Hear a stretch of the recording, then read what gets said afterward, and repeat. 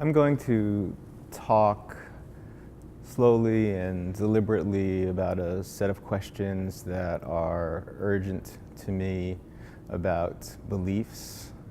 Beliefs are very important to art. The work of art itself has to be credible as art, and there's an entire apparatus surrounding works of art to lend them credibility. I'm going to use words like truth, which are somewhat uncomfortable for me because I'm part of a generation, a postmodern generation, which tried to reject truth and universality in art.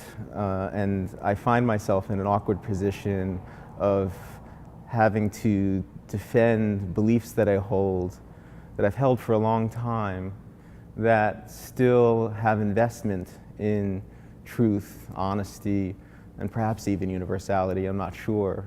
See, this is what I'm doing here now, is I'm talking out loud to test a set of beliefs that I've held for a very long time, the underlying beliefs behind my commitment to become an artist, which started around 20 years ago.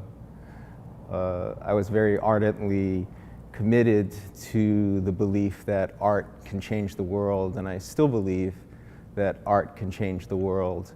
And I don't know why I hold this belief.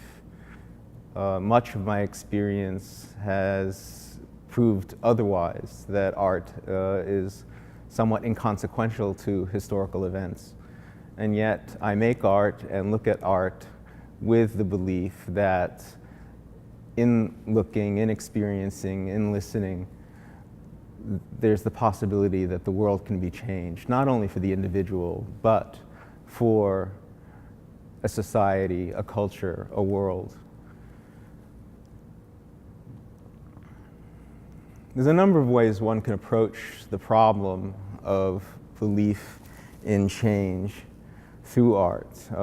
One is an individualizing approach, which is that the work of art can change the perspective of the individual beholder.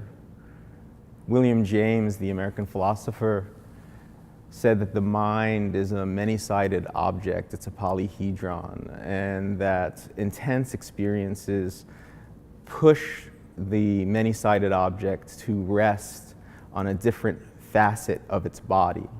It doesn't change the substance of the mind, the many-sided object, it just changes the orientation. And I believe that this is one way in which a work of art can change the world for the viewer, and that it can pivot the orientation of the viewer's relation to the world around her or him. I've had that experience with very few works of art, but those experiences have been the foundational experiences that keep me believing that art can change the world. Beliefs are strange things. I explained before how belief can be changed for the individual by pivoting the single viewer's perspective of the world as they turn away from the work of art, having their mind shifted to rest on another facet. That's one way. The other way that art can affect the world in a much larger sense is harder to explain. I've been part of activist efforts where many artists made commitments to produce art that was part of an engaged activist movement, the AIDS activist movement, where the art was very much part of a shift in consciousness around the way that people with AIDS were perceived early on in the AIDS epidemic, when people with AIDS were perceived with a great amount of stigma. And I guess that's the foundational experience that led me to first claim that art could change the world. We produced agitprop, we made videos, we made posters that enfranchised and created a safe world for people with AIDS to inhabit and try to survive. We produced a community, and the art served that community. And that's another way in which I understand how art can contribute to social change and create a culture, produce a world. So there's the one-to-one relationship between the art object and the viewer, and then there's the possibility of work being distributed in such a way that masses of people have their minds changed and or are given possibilities of thinking differently about the urgent issues of their day. I suspect, though, that this belief that art can change the world is something much more foundational. It has something to do, perhaps, with my childhood or some belief I formed a long time ago, or maybe not a belief, but something akin to belief, faith. It raises religious associations, and yet I think that there is something in the formation of religion that is intimately related to art, even today, even at this time when art and the church have supposedly separated forever. I still feel that structurally there's some relationship between the making of art and the viewing of art that entails a kind of faith. And I often turn to poetry to gather my thoughts, and lately I've been reading this Robert Duncan book, The Opening of the Field, which is from 1960, and there's a poem in here called "Often I Am Permitted to Return to a Meadow," and I'll just read a small section of it that I've been thinking about for a while. Often I am permitted to return to a meadow as if it were a given property of the mind that certain bounds hold against chaos. That is a place of first permission, everlasting omen of what is. I feel like I'm trying to get back to this poem. This poem represents, for me, a place prior to my existence, a fantasy of an open field where all is possible and not everything is good. There's chaos and evil and turmoil bound up with joy and pleasure.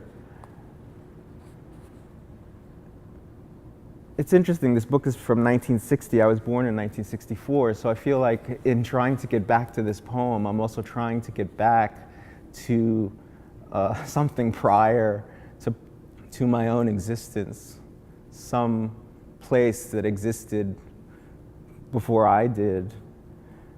I don't really know how to describe it, except that I believe that art and freedom are necessarily related. And in order for me to believe that, I have to believe that freedom has a positive definition. We often define freedom in negative terms: freedom from tyranny, freedom from hunger, freedom from oppression. But I think that freedom has to have a positive content, as I've said. And I think that positive content is found in duration. This is an old idea. Actually, it comes from Henri Bergson. I don't have any original ideas. I just read a lot. There's not an original idea in my head. Bergson said that freedom exists in duration. What that means is that when you're having a meal with a friend and you lose track of time and you look down at your watch and you just realize that 2 hours have gone by and you don't know where they went, or you're watching a movie and the hours of the movie seem to go by in a second, that's when you're feeling your freedom. That's how you experience your freedom, as a suspense within duration. You're suspended within a kind of timelessness. And within that space, there's the freedom to possibly see the world in a different way, to possibly make a different choice than the one that you're habitually committed to. And I think that's what happens with art. The reservation I have is that I could be talking about anything. That doesn't necessarily have to happen with art. It could happen in an experience that you have in the street, or seeing something that doesn't happen within the context of a gallery or a museum or a performance.